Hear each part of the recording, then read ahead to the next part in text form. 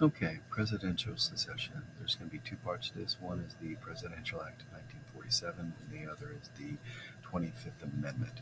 Basically, these acts solve the issues and problems with presidential death and illness and concerns over transfer of duties to vice president. The Constitution was really not clear on how these things would work. So the Presidential Succession Act of 1947 states that what would happen if the president and vice president both are dead at the same time or ill or can't perform their duties. So it has the order. So the order would be the Speaker of the House, the President pro tem, the Secretary of State, Secretary of Treasury, Secretary of Defense. So it's in this order: Attorney General, Secretary of the Interior, Agriculture, Commerce, Labor, Health and Human Services, Secretary of Housing and Urban Development, Secretary of Transportation, Energy, Education, Veterans Affairs, and then the last one, Homeland Security. Basically, what you'll see in the State of the Union is you'll see the President, Vice President, Speaker, President pro tem, plus many of the Secretary of States. But one person will not be at the State of the Union because they need the government to actually function. So if there is a attack or if something happens at the State of the Union, the government will still go on. Also, you'll never see the President and Vice President travel together. They'll be on Air Force One and Air Force Two. After 9/11, President Bush was in one area, and then Dick Cheney was the Vice President was in another area. Now we have the 25th Amendment. The 25th Amendment allows for the Vice President to become President in the event of death, resignation, removal of office, or actually some kind of impairment, which is kind of new, that prevents the President from fulfilling their duties. It establishes procedures for filling a vacancy in the office of Vice President, which we needed that to happen with Spiro Agnew, as well as presidential disabilities. It supersedes the Article 2, Section 1, Clause 6 of the Constitution, which was very vague, which does not expressly state whether the Vice President becomes President or acting President if the President dies, resigns, removed from office.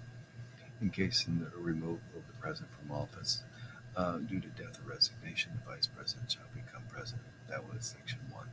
Section 2, whenever there's a vacancy in the office of the Vice President, the President shall nominate a Vice President who shall take office upon confirmation in the majority of both houses of Congress. So this is where the House of Representatives and Senate both actually vote.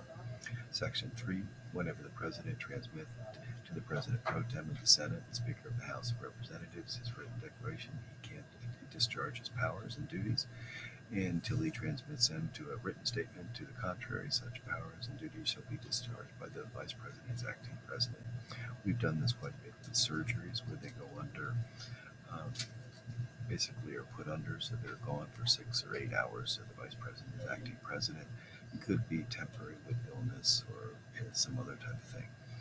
Whenever the Vice President, majority of either the principal officers of the executive departments of such other bodies such as Congress may shall by law provide or transmit to the President pro tem of the Senate and Speaker of the House their written declaration that the President is unable to discharge the powers and duty, then the Vice President shall assume the powers and act as acting President.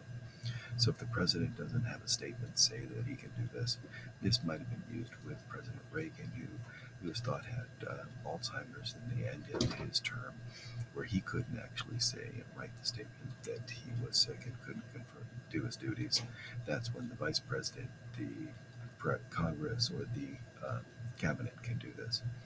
Also provides a way for the President to resume powers with a written declaration that can resume the job. So this is the 25th Amendment, and it's been used with Spiro Agnew resigning, with President Nixon resigning, and at one time we had basically President and Vice President that was not elected. So we had Jerry Ford that was President and Nelson Rockefeller that was Vice President. Neither of them had an actual vote. And this is where the actual Congress, both House and Senate, approved both of those offices.